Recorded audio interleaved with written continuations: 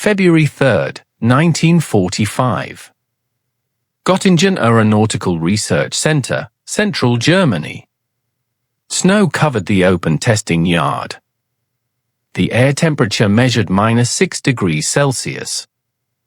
A captured American Republic P-47 Thunderbolt stood on wooden supports near the western hangar. Its olive-drab paint showed signs of flak impact and weathering. The propeller blades were bent, and the fuselage bore markings of the 56th Fighter Group, United States Army Air Forces. Inside the hangar, a group of Luftwaffe and Daimler-Benz engineers gathered under a suspended work lamp. The team was led by Dr. Hans Schubert, formerly Chief of Power Plant Evaluations for the Technisches Amt. His assistants included technicians from BMW Flugmotorenwerk and the Junkers Motorenbau Division. 2 armed guards from the Feldgendarmerie stood by the entrance. Their duty log recorded inspection of captured aircraft, serial 42 to 75,020. A Rijksluchtvaartministerium photographer documented each phase using a Zeiss icon plate camera. At 9:45 hours, the inspection began. Using a chain hoist, mechanics lifted the engine cowling, exposing the Pratt Whitney R-2800-59 double wasp engine. The twin-row, 18-cylinder radial occupied nearly the entire forward fuselage section. Each cylinder head bore the embossed Pratt & Whitney logo and a stamped production code indicating manufacture in Connecticut, United States. The observers noted the engine's clean layout. Ignition wiring was color-coded and routed through metal conduits. Cooling baffles were evenly spaced between the cylinders. One engineer recorded the serial number, R-2800-59, number 42W2378. Another used calipers to measure cylinder fin thickness, recording an average of 1.8 millimeters.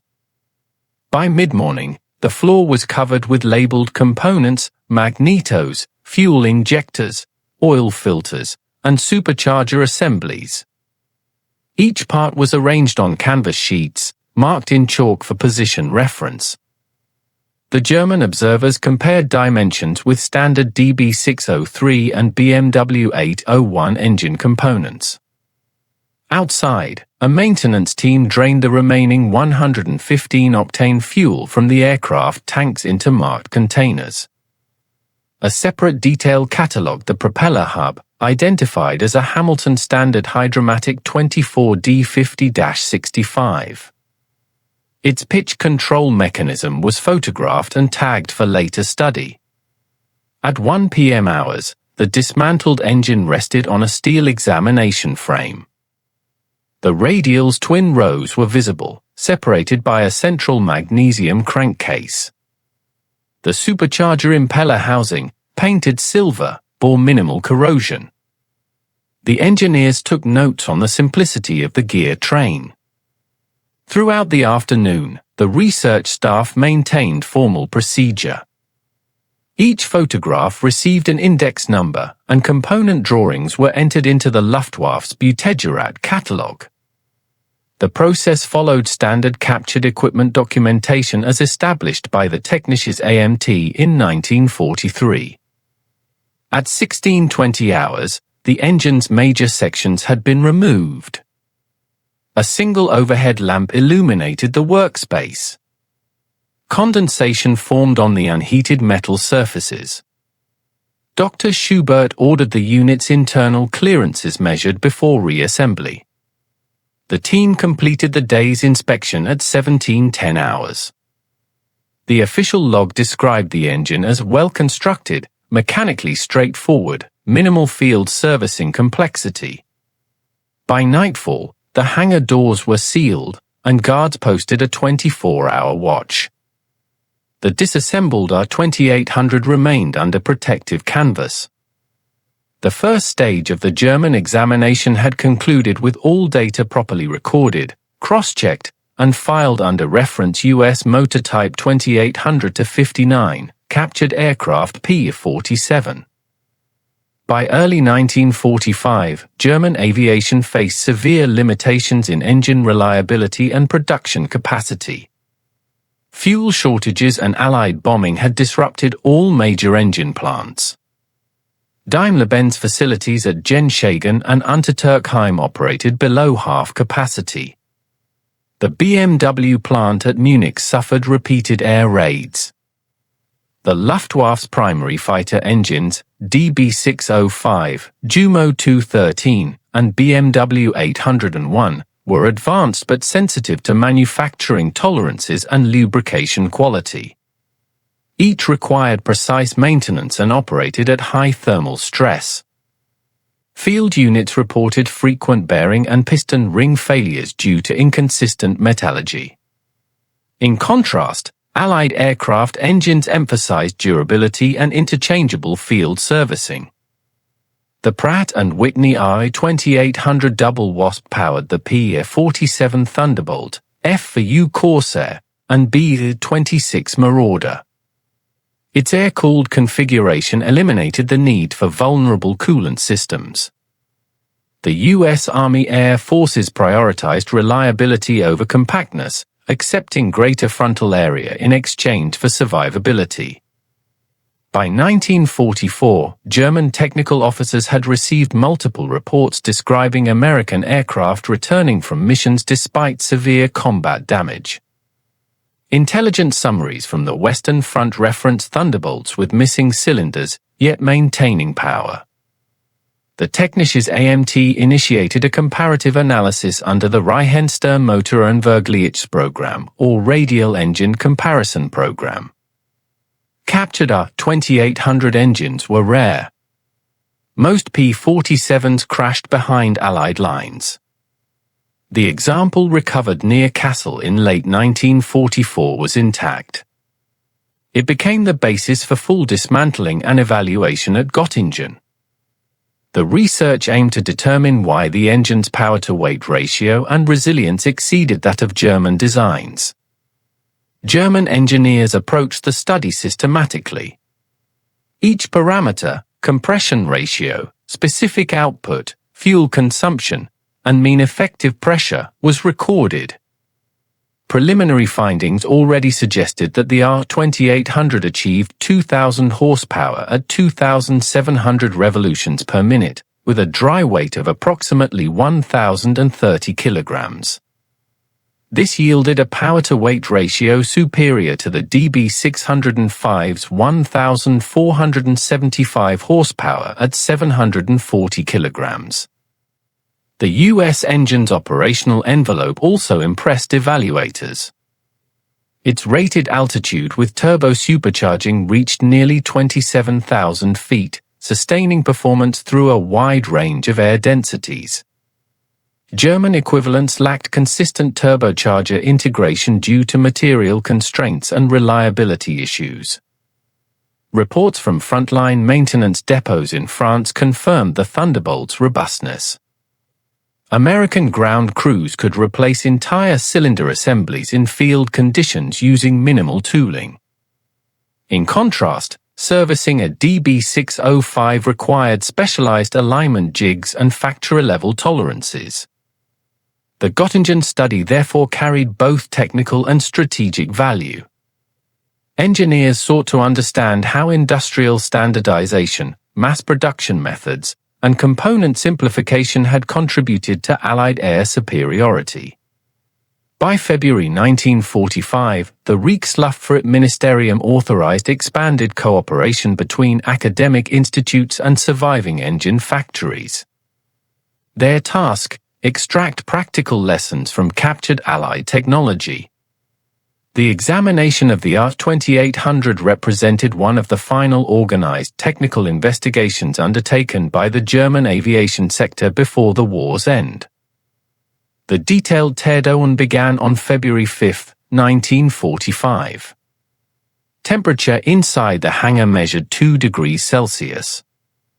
The technical crew used calibrated gauges to record torque values for all major fasteners. Each measurement was logged on Reichsluftfahrtministerium Form 32b, Zerlegung von Buttegeraten. the R-2800's crankshaft was removed first. It consisted of a one-piece forged steel assembly supported by roller and plain bearings. Technicians noted the bearing metallurgy showed no visible wear despite extended service. Micrometer readings showed tolerances within 0.02 mm across journals. Next, attention turned to the connecting rods. Each cylinder pair shared a master and articulating rod arrangement typical of twin-row radials. The master rod was machined from high-grade steel, with precise oil passages drilled through its web. Compared to the BMW 801's connecting rod assembly, the American component displayed simplified construction and easier disassembly. The cylinder heads were examined individually. Each contained 2 spark plugs and sodium-filled exhaust valves. The valve guides exhibited minimal scoring. Cooling fin geometry followed consistent spacing, measured at 3.2 mm apart. Technicians remarked on the standardized casting quality across all cylinders, indicating precise mass production. Fuel delivery utilized a Bendix-Stromberg pressure carburetor located behind the supercharger. The German engineers identified its altitude compensation system, which automatically adjusted mixture ratios. The feature removed the need for pilot input during climb, reducing operational workload. The supercharger system was tested separately. A single-stage, 2-speed unit fed by a General Electric turbocharger offered significant altitude performance. Germans disassembled the impeller and noted tight clearances. The aluminum casing showed uniform machining, with no evidence of imbalance. Electrical systems followed logical routing. Magnetos, ignition harnesses, and shielding conformed to precise standards. Unlike German practice, the Americans used color identification for each wire group. This facilitated quick assembly and maintenance. Lubrication passages were inspected. Oil scavenge and pressure lines were reinforced with flexible joints, allowing field replacement. A captured maintenance manual indicated a complete oil change interval of 25 flight hours. Testing proceeded methodically. The team simulated partial damage by removing a cylinder from the forward row and rotating the crankshaft manually. Even with a missing assembly, rotational smoothness remained high. Calculations suggested the engine could maintain limited power output even after cylinder loss, confirming field intelligence reports. The Germans also recorded the cooling characteristics. The R-2800 used extensive airflow baffling, ensuring even temperature distribution. Thermocouple tests performed using portable heaters demonstrated effective heat dissipation. By the end of the third inspection day, German engineers had completed dimensional drawings of all major components. Their preliminary assessment listed advantages, simplicity, consistent machining, and tolerance for damage. The data were forwarded to Berlin for comparison with existing DB and BMW design philosophies. The documentation concluded with a summary remark: construction appears optimized for reliability and production quantity rather than maximum aerodynamic efficiency. This assessment would become central to later conclusions. By February 9, 1945, all data had been compiled. The analysis team assembled in the conference room adjacent to the test hangar. Charts displayed engine weight breakdowns, specific output graphs, and material analyses. When compared to the BMW 801D and 2, the R-2800 delivered 28% more power for only 12% greater mass. The findings contradicted earlier German assumptions that radial engines were inherently inefficient for high-performance fighters. Dr. Schubert summarized, the American approach prioritizes tolerance and maintainability. Field serviceable design yields superior operational endurance. His statement was entered verbatim in the meeting transcript. Further evaluation of the crankcase metallurgy confirmed the use of magnesium alloy AM100. German equivalents used electron mixtures of lower purity. The American alloy reduced weight while maintaining strength, contributing directly to the engine's favorable power-to-weight ratio. The supercharger drive system also differed significantly. American units used spur gears with wide engagement surfaces, tolerating heavy loads. German systems employed finer gears prone to wear under high boost pressures. The team concluded that the R-2800's overall design philosophy reflected industrial pragmatism. The Americans had accepted aerodynamic penalties to ensure combat survivability. German engines, designed for maximum streamlining, required liquid cooling systems that were vulnerable to single hits. Data from field intelligence supported these conclusions. Reports indicated Thunderbolts returning with oil systems damaged, cylinders shot away, yet maintaining partial thrust. Comparable German fighters such as the Bf-109 or Fw-190 rarely survived similar damage due to coolant loss. On February 12, final reports were prepared. Comparative tables listed weight-to-power ratios, measured output per liter displacement, and mechanical endurance figures. The R-2800 achieved approximately 1.94 horsepower per pound of dry weight. The DB605 achieved 1.82. The difference, though small numerically, represented significant resilience under sustained combat conditions. A concluding memorandum from Göttingen stated, "The radial configuration offers superior durability at the expense of frontal drag. In prolonged engagement, its survival advantage exceeds aerodynamic loss." These words reflected a technical realization rather than a strategic one. The engineers understood that German industrial philosophy had pursued precision and maximum efficiency, while the Allies prioritized volume, simplicity, and battlefield reliability. No further experiments were conducted after mid-February. With the front moving closer and fuel stocks depleted, the Göttingen facility prepared for evacuation. The captured engine was stored under tarpaulin, awaiting relocation orders that would never be executed. The analytical record survived, transferred later to Allied custody in 1945. They became part of the post-war evaluation archives under the Allied Technical Intelligence Program. Following the German surrender, Allied technical missions reviewed surviving documentation. U.S. Army Air Forces intelligence teams recovered the Göttingen reports during Operation Lusty in mid-1945. Copies were forwarded to the Air Technical Service Command at Wright Field, Ohio. The data corroborated American assessment of enemy engine research. German engineers had produced advanced but over-engineered designs. The R-2800's relative simplicity illustrated a divergent industrial philosophy.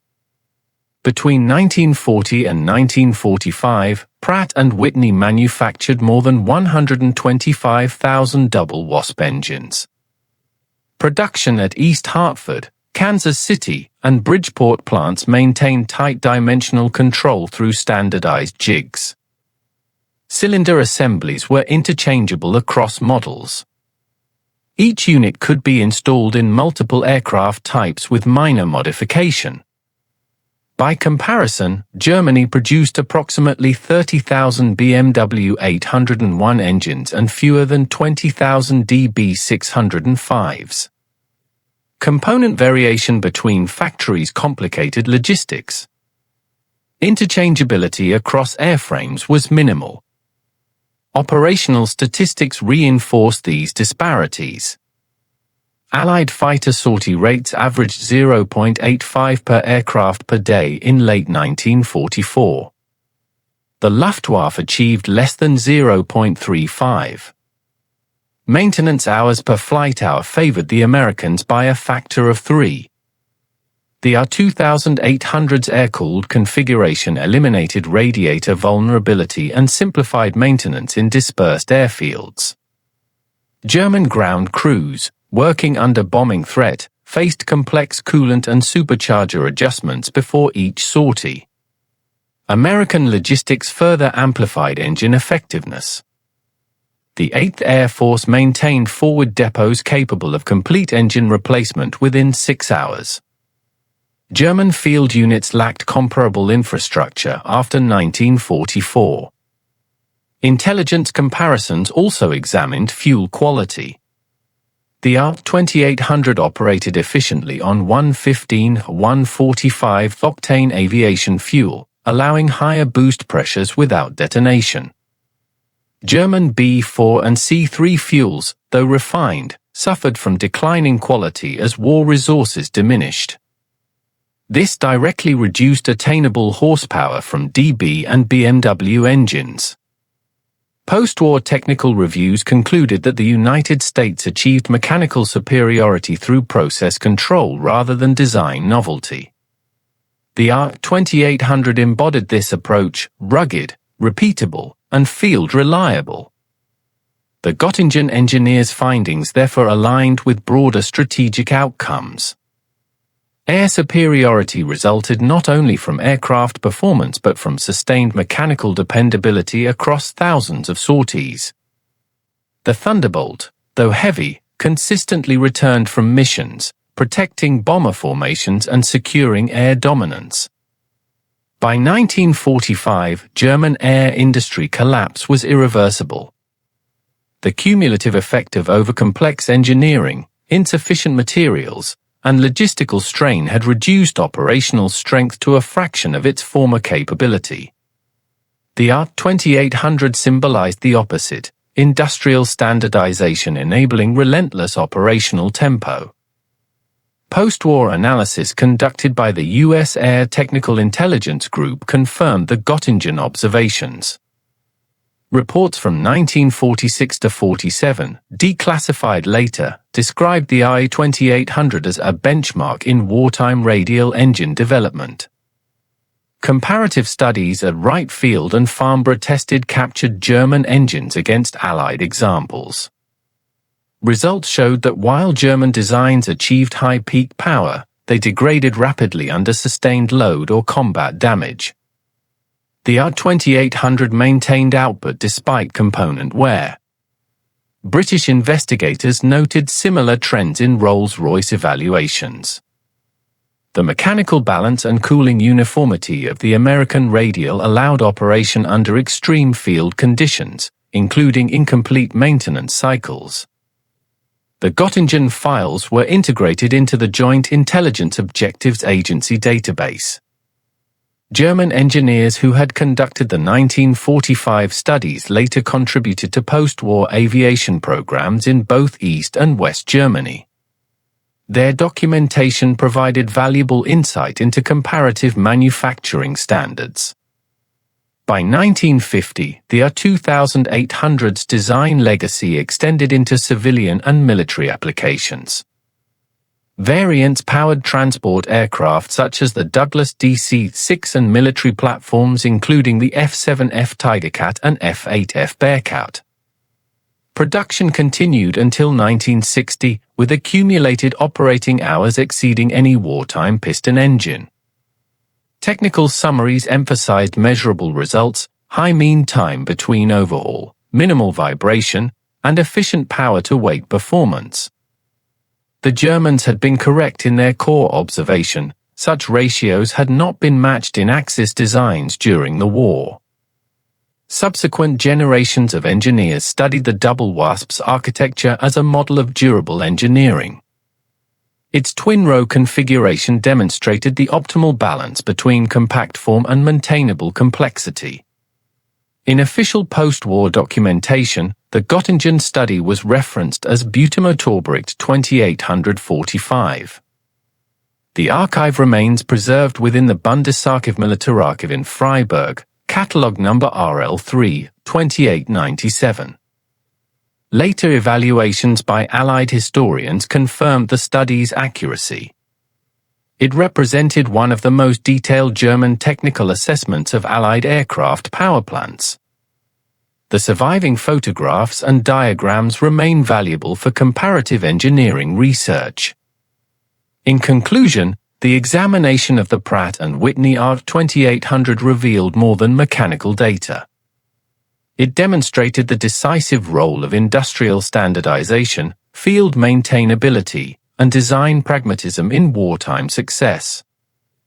As summarized in a 1947 United States Air Force technical review, operational reliability proved the ultimate measure of superiority. The double WASP exemplified that principle beyond all theoretical design advantage. The Göttingen engineer's acknowledgement, recorded without sentiment, remains one of the final technical statements of the Luftwaffe era. We could not match its power-to-weight ratio. Their report closed the chapter on Germany's piston engine development and marked the beginning of the transition toward jet propulsion and the post-war industrial order that followed.